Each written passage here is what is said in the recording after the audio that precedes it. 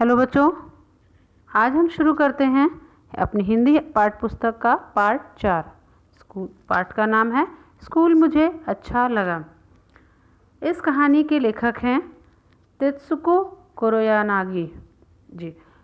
आइए शुरू करते हैं। पहले इस पाठ की कुछ जानकारी। तोतो चान एक छोटी सी 7 साल की नन्ही बच्ची है और वह बहुत ही जिज्ञासु प्रवृत्ति की है। उसके मन में हर समय नए नए विचार आते हैं और प्रश्न आते हैं और वह उनके उत्तर जानने की इच्छा रखती है और उन्हें समझना चाहती है। तोतो चान पहले जिस विद्यालय में पढ़ती थी वहाँ के शिक्षिका में धैर्य नहीं था। वह उसके कार्यों और गतिविधियों से बहुत ही परेशान रहती थी। वह यह समझती थी कि तोतो चान की वजह से ही पूरी कक्षा का वातावरण प्रभावित हो जाता है, मतलब पूरा डिस्टर्ब हो जाता है। उन्होंने उसकी माँ को बुलाया और उन्हें बताया कि वह उसे इस स्कूल से निकाल ले और किसी दूसरे स्कूल में उसका दाखिला करा दे।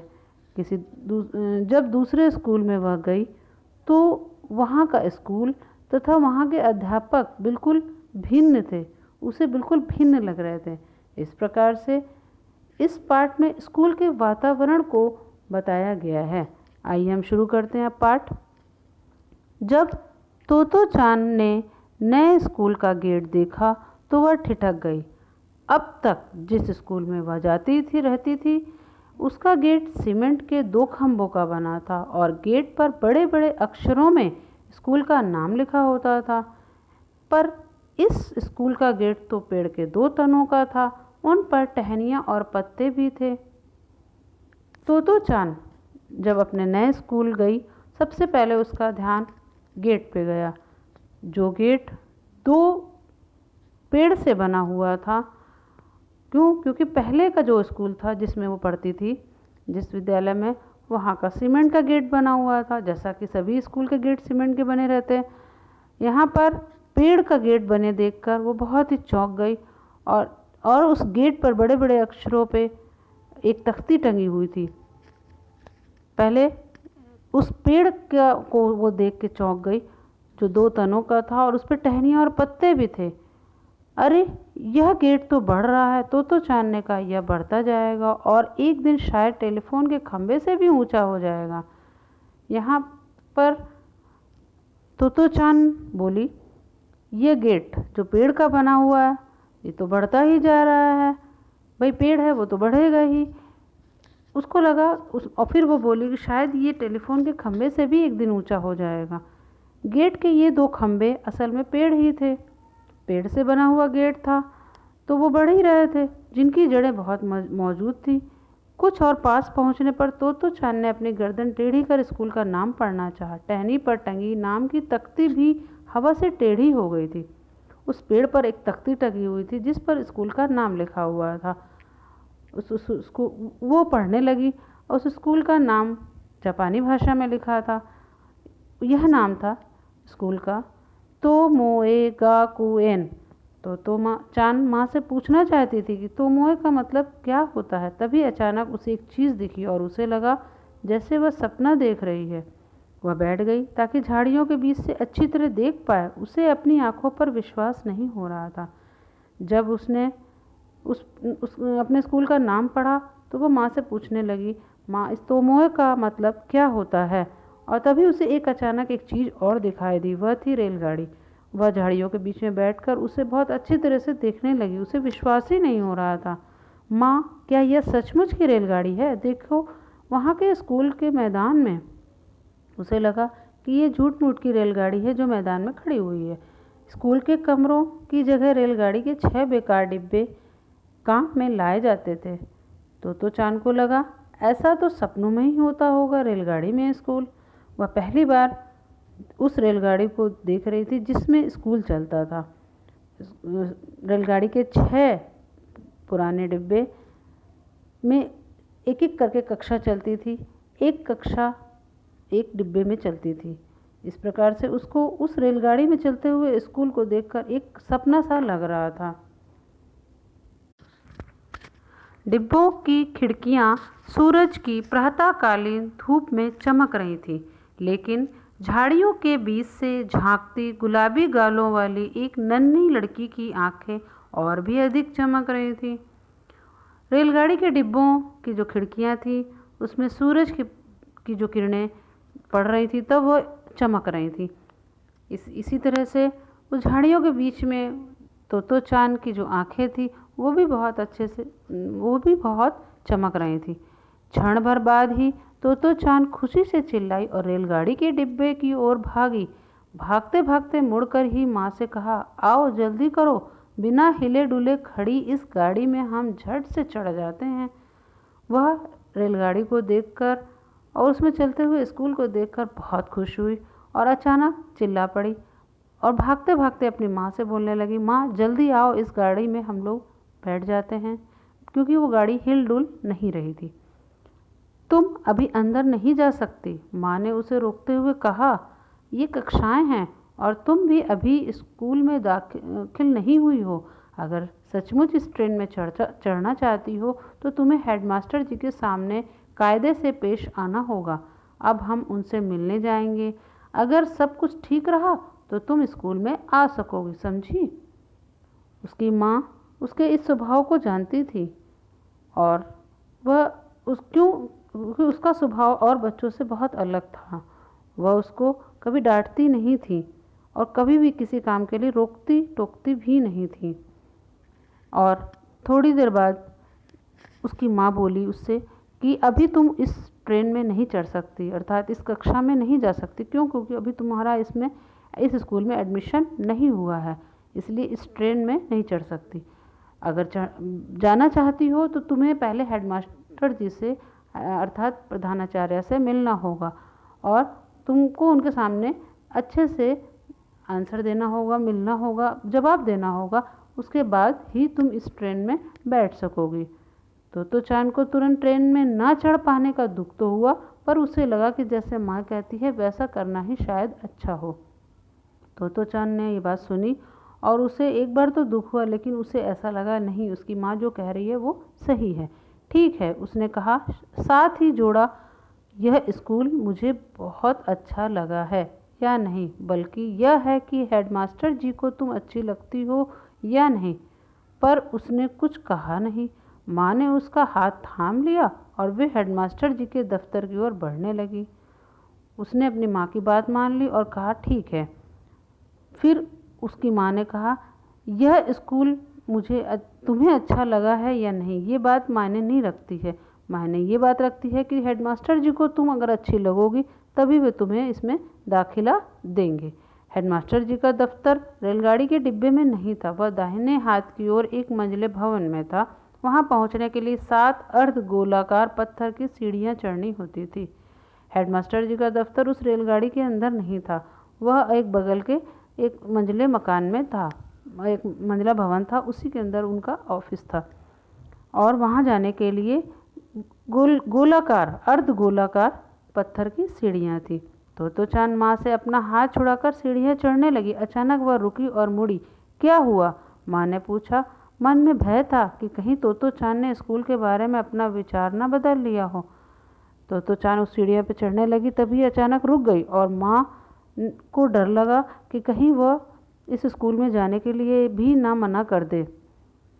सबसे ऊपर सीढ़ी पर खड़ी तोतो चान गंभीरता से फुसफुसाई, जिनसे हम मिलने जा रहे हैं वे जरूर स्टेशन मास्टर होंगे। वह थोड़ी नादान थी, तब उसने अपनी माँ से कहा, माँ हम जिनसे मिलने जा रहे हैं वो हेडमास्टर नहीं, वो स्टेशन मास्टर होंगे। माँ धीरज वाली थी, साथ ही मजाक करना भी आता था। वह झुकी अपना चेहरा तोतो चान के चेहरे के पास ले गई और फुसफुसाई, क्यों? तोतो चान ने धीरे से कहा, तुमने कहा था कि वे हेडमास्टर हैं, पर अगर वे इन सारे रेलगाड़ी के डिब्बों के मालिक हैं तो वे स्टेशन मास्टर हुए ना। माँ बहुत ही धीरज वाली थी और मजाक भी बहुत करती थी। उन्हें लगा कि तोतो चान ने धीरे से उनके कान में बोला कि वे हेडमास्टर हैं। नहीं, उसे ऐसा नहीं लग रहा था कि वे हेडमास्टर हैं। क्यों? क्योंकि उसे ऐसा लग रहा था कि इन सारे रेलगाड़ी के डिब्बों के मालिक हैं तो वे स्टेशन मास्टर होंगे। माँ को मानना पड़ रहा था कि रेलगाड़ी के डिब्बे में स्कूल चलाना कुछ अनूठी बात थी, पर फिलहाल समझाने का समय नहीं था। माँ ने सिर्फ इतना ही कहा, तुम उनसे ही क्यों नहीं पूछ लेती, पर तुम अपने डैडी के बारे में क्या सोचती हो? वे वायलिन बजाते हैं और उनके पास ढेरों वायलिन है, पर इससे अपना घर वायलिन की दुकान तो नहीं बन जाता। नहीं। माँ को उसकी बात मानना पड़ा और उसको समझाने लगी कि तुम ये बात उन्हीं से पूछ लेना, क्योंकि ऐसा नहीं होता है। कि उसने अपने पिता का एग्जाम्पल दिया कि उनके पास बहुत सारे वायलिन हैं, तो इसका मतलब ये तो नहीं कि वो वायलिन की दुकान ही है उनके पास। इस प्रकार से क्योंकि उनकी माँ को भी ऐसा लग रहा था कि रेलगाड़ी के डिब्बे में स्कूल चलाना एक नई बात है, एक अनूठी बात है, इसलिए वह उसको समझा रही थी। हाँ, दुकान तो नहीं बन जाता अपना घर, तोतो चान ने माँ का हाथ थामते हुए सहमति जताई। हेडमास्टर जी। जब माँ और तोतो चान दफ्तर में घुसी तो कुर्सी पर बैठे सज्जन उठ खड़े हुए। उनके सिर पर बाल कम हो चले थे, कुछ दांत भी गायब थे, पर चेहरा उनका स्वस्थ लगता था। बहुत लंबे भी नहीं थे वे सज्जन, पर उनके कंधों व बाहों में मजबूती लगती थी। जल्दी से झुककर तोतो चान ने नमस्ते किया और तब उत्साह से पूछा, आप स्कूल मास्टर हैं या स्टेशन मास्टर? हेडमास्टर जी के ऑफिस में जब तोतो चान अपनी माँ के साथ अंदर जाती है तो वहाँ पर कुर्सी पे बैठे हुए हेडमास्टर जी उठ खड़े हुए और वो तोतो चान उनसे पूछती है कुछ और नमस्ते करती सबसे पहले, और उसके बाद कहती है कि आप स्कूल के मास्टर हैं या स्टेशन मास्टर? उसके मन में एक तो यही सवाल चल रहा था। क्यों? क्योंकि ट्रेन के डिब्बों में स्कूल चलने के बाद उसका जो मालिक था वो हेडमास्टर कैसे हो सकते हैं? माँ अकुलाई, पर इसके पहले कि वह कुछ सफाई देती सज्जन हंस पड़े और बोले, मैं इस स्कूल का हेडमास्टर हूँ। माँ थोड़ी अकुलाई उसकी, लेकिन उसके बाद वो सज्जन जो उस कुर्सी पर बैठे थे हेडमास्टर जी हंस पड़े और बोले, मैं इस स्कूल का हेडमास्टर हूँ। तो चांद की खुशी का ठिकाना ना रहा। मुझे बड़ी खुशी हुई, उसने कहा, क्योंकि मैं अब आपसे कुछ मांगना चाहती हूँ। मैं आपके स्कूल में पढ़ना चाहती हूँ। तो चांद ने यह सुनकर बड़ी खुशी हुई और वह हंस के बोली कि मैं अब आपसे कुछ मांगना चाहती हूँ, मैं आपके स्कूल में पढ़ना चाहती हूँ। हेडमास्टर जी ने तो चांद को कुर्सी पर बैठने को कहा। फिर माँ की ओर मुड़कर वे बोले, आप घर जा सकती हैं, मैं तो चांद से बात करना चाहता हूँ। हेडमास्टर जी ने उसकी माँ से कहा कि आप घर जा सकती हैं, पर मैं तो चांद से कुछ बात करना चाहता हूँ। तो चांद को थोड़ी सी उलझन हुई, पर उसने सोचकर देखा तो लगा कि सामने बैठे सज्जन से बात करना उसे बुरा नहीं लगेगा। इस प्रकार से तो मैं इसे आपके पास छोड़े जा रही हूँ, माँ ने कहा और दफ्तर से निकलकर दरवाज़ा बंद कर दिया। उसकी माँ तो चांद की माँ उसे उस ऑफिस में हेडमास्टर जी के पास छोड़कर घर चली गई। हेडमास्टर जी ने एक कुर्सी खींची और तो चांद की कुर्सी के सामने रखी। जब दोनों आमने सामने बैठ गए तो उन्होंने कहा, अब तुम मुझे अपने बारे में सब कुछ बताओ, कुछ भी जो तुम बताना चाहो बताओ। हेडमास्टर जी ने तो चांद को अपने सामने बैठाया और उससे सब कुछ जानने की कोशिश की और उससे कहा, तुम्हें जो कुछ भी बोलना है वो बोलो, मुझे बताओ, जो मुझे अच्छा लगे वह बताऊं? तो चांद ने कहा, जो मुझे अच्छा लगता है वो मैं बताऊं? तो चांद ने सोचा कि वे प्रश्न करेंगे और उसे उत्तर देने होंगे। उसे ये लगा कि कुछ सवाल जवाब होंगे, हेडमास्टर जी उससे कुछ क्वेश्चन करेंगे और उसे आंसर देना होगा। पर जब उससे यह कहा गया कि वह किसी भी चीज़ के बारे में बोल सकती है तो उसे बड़ा अच्छा लगा। जब तो चांद को यह पता चला कि उसे बोलना है तो बड़ी खुश हुई। वह तुरंत बोलने लगी। उसने जो कुछ कहा वह था तो काफ़ी गड़बड़, पर वह अपनी पूरी ताकत से बोलती गई।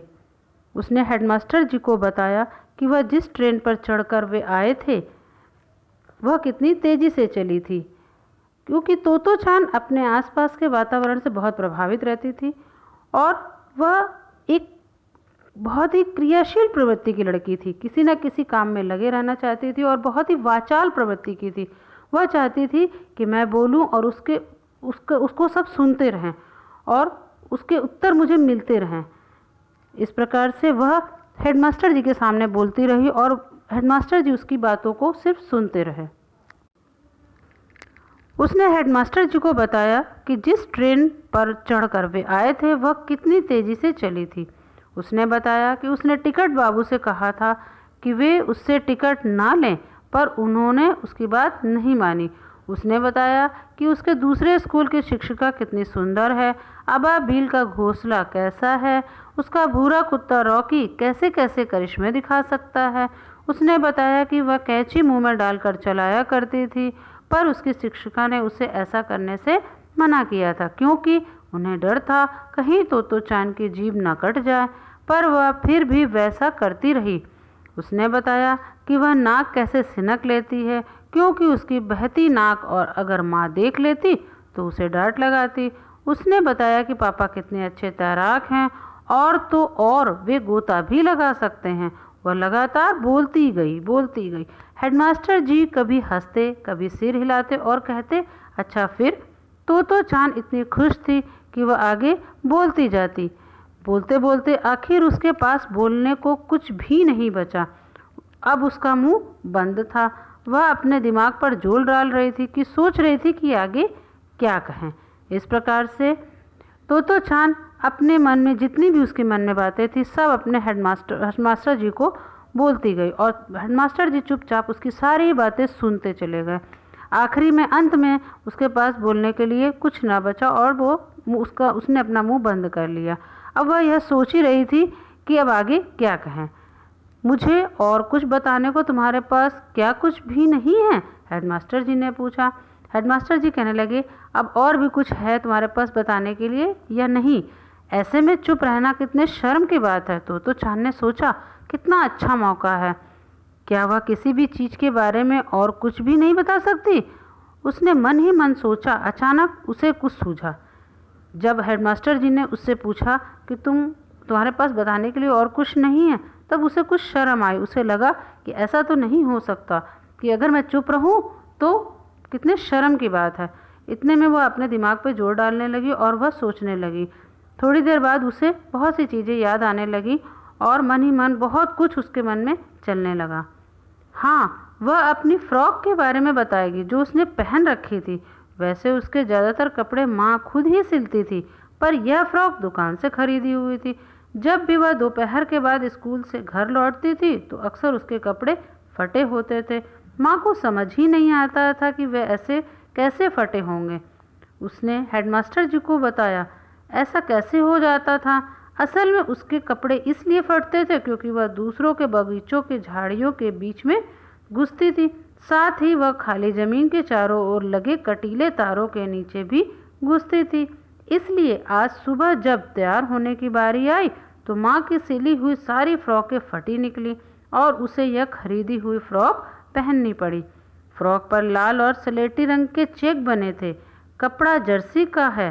फ्रॉक इतनी बुरी भी नहीं है, पर माँ को लगता है कि कॉलर पर कढ़े लाल फूल फूहड़ हैं। माँ को कॉलर पसंद नहीं है।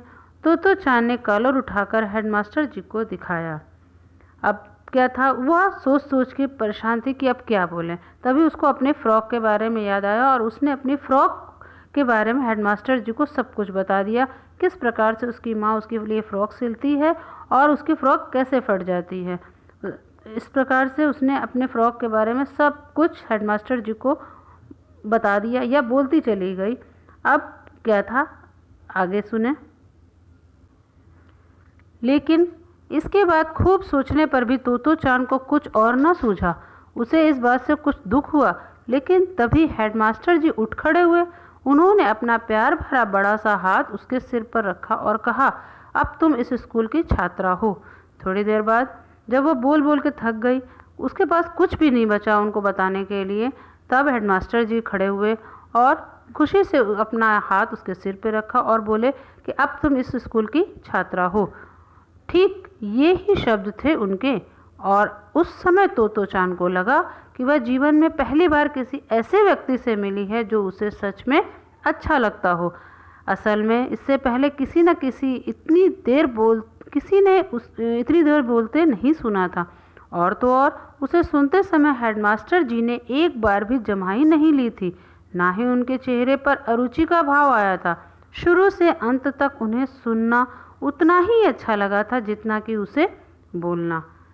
यह सुनकर कि वह अब इस स्कूल की छात्रा है तो चान को बहुत अच्छा लगा और उसे ऐसा लगा कि एक पहला व्यक्ति जीवन में एक ऐसा मिला उसको जो उसकी बातों को बहुत ही विनम्रतापूर्वक, बहुत ही ध्यान से, बहुत ही रुचि से वह उसकी बातों को सुन रहे थे। एक बार भी बीच में उन्होंने जमाई नहीं ली और शुरू से अंत तक उसकी सारी बातों को बहुत ही प्यार से सुनते चले गए।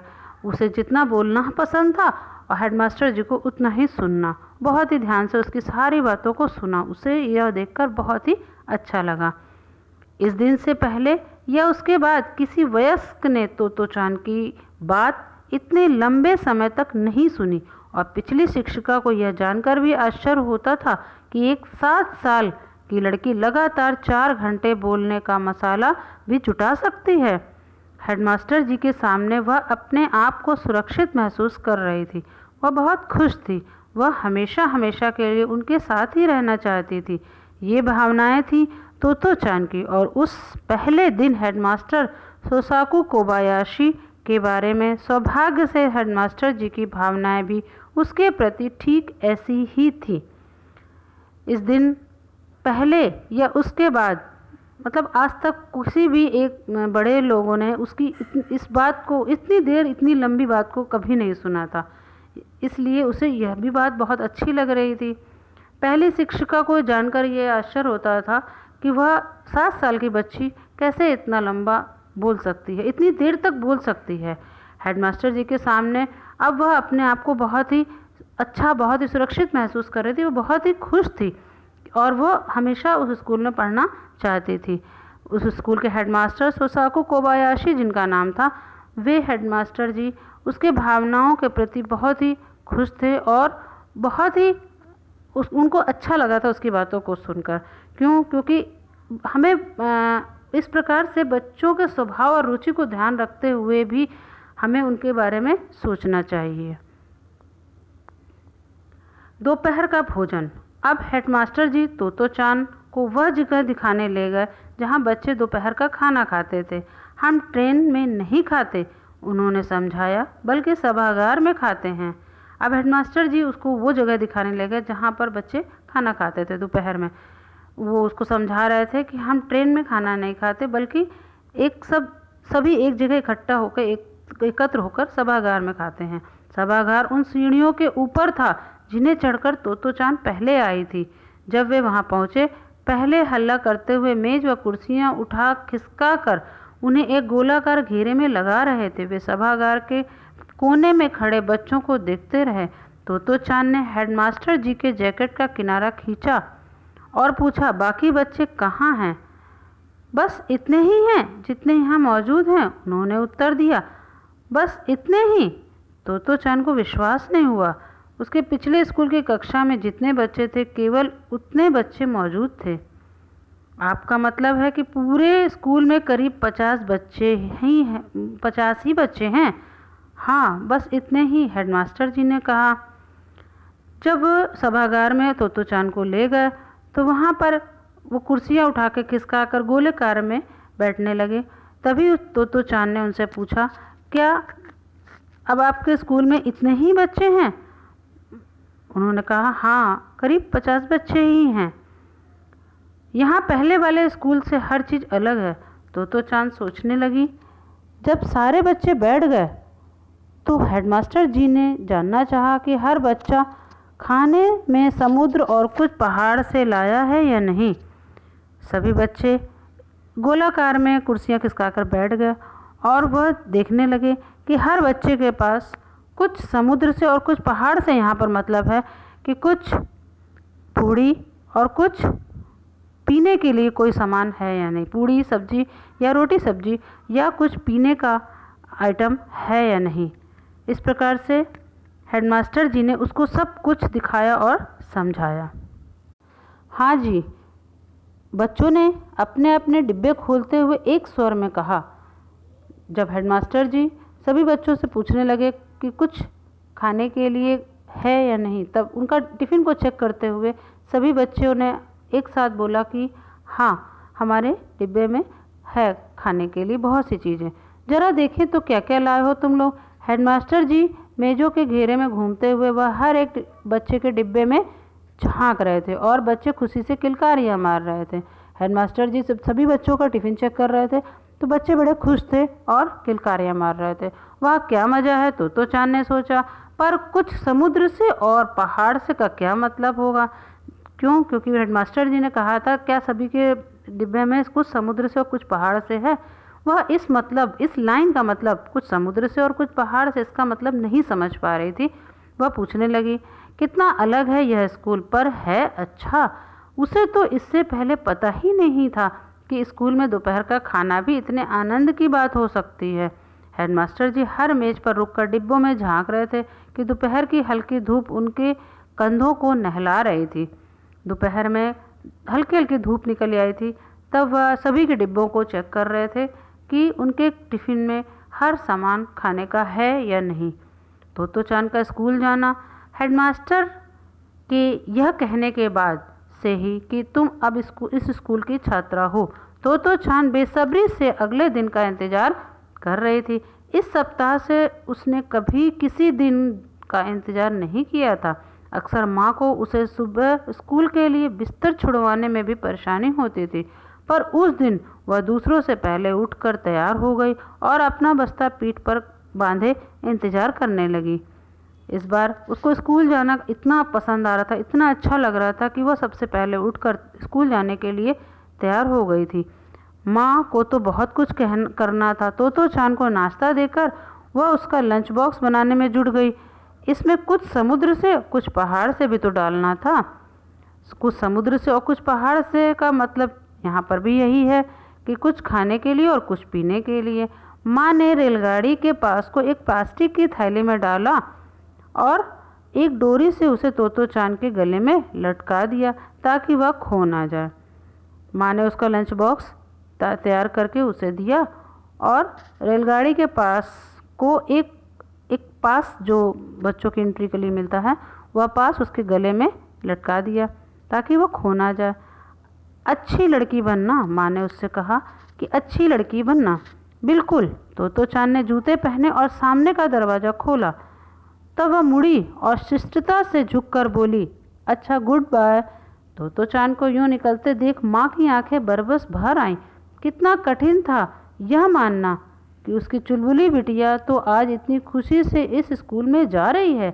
हाल ही में एक स्कूल से निकाली जा चुकी थी। उसने दिल से प्रार्थना की कि इस बार शुभ हो।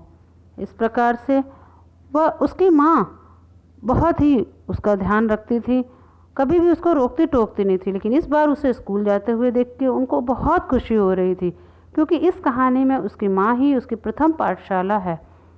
ये बात कहते हैं कि अगर माँ अच्छी है तो अपने बच्चे की हर बात का ध्यान रखती है और उस बच्चे का हर क्षेत्र में बढ़ना निश्चित हो जाता है। इस प्रकार से तो चांद हंसते हंसते स्कूल के लिए चल दी और उसकी माँ ने दिल से प्रार्थना की कि हे ईश्वर इस बार सब कुछ ठीक ठीक रखना। हमें भी बच्चों के स्वभाव और रुचि को ध्यान में रखते हुए उन्हें समझना चाहिए। इस प्रकार से इस पाठ में स्कूल के वातावरण को बताया गया है कि उन्हें स्कूल में शिक्षक द्वारा बच्चों की रुचि के अनुसार उनका मार्गदर्शन करना चाहिए तथा उनको ऐसा वातावरण देना चाहिए कि उनकी छुपी हुई प्रतिभा आगे आ जाए। एक अनुशासनपूर्ण स्वतंत्र वातावरण होना चाहिए।